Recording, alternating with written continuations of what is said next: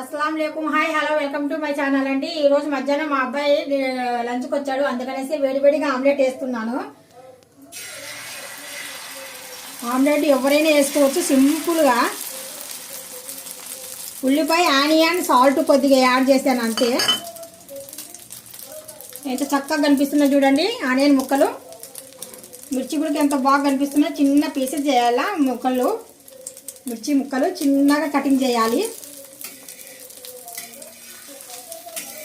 వాతావరణం మాకు చాలా కూల్గా ఉంది, అందుకనేసి కొద్దిగా వేడివేడిగా ఆమ్లెట్ వేసుకొని పప్పు అన్నంలో నలుచుకొని తింటే భలే ఉంటుంది, రుచిగా ఉంటుంది.